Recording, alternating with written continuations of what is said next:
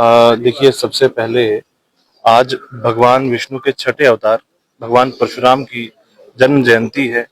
और इस अवसर पे मैं संपूर्ण रजौरी वासियों को बधाई देता हूँ, शुभकामनाएं देता हूँ। भगवान परशुराम का जो जीवन है वो अपने में एक बहुत बड़ी मिसाल है। जिस तरीके से उन्होंने शस्त्र उठा के अन्याय के खिलाफ एक युद्ध किया और अपनी जीवन की प्रेरणा को अपना आने वाले जो जितने भी युग हैं उसमें याद किया जाता है कि किस डिसिप्लिन और किस अपनी वैल्यूज और प्रिंसिपल्स के लिए, सिद्धांतों के लिए उन्होंने जो कार्य किए हैं, उसके लिए हम आज जितना भी समाज के सभी वर्ग हैं सबके लिए एक बहुत बड़ा दिन है। और खास तौर से मैं मानता हूं कि जैसे कल एक सक्सेसफुल पदयात्रा रजौरी में माननीय उपराज्यपाल महोदय की अध्यक्षता में हुई है, उससे जन जन तक एक संदेश नशे के खिलाफ गया है।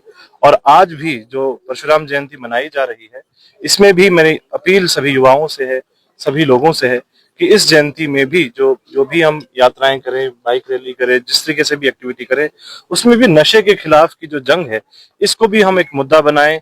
जिस तरीके से पहले युगों में राक्षसों के खिलाफ युद्ध होते थे, और इस युग में, कल युग में, हम नशे को एक राक्षस मान के इसके खिलाफ जो युद्ध की शुरुआत की गई है उसको हम अपने जीवन का एक हिस्सा बनाएं। और हम कोशिश करें कि जिस तरीके से जितने भी हमारे अवतार हुए हैं उन्होंने अपने जीवन के चरित्र को लोगों के लिए एक मिसाल बनाया है।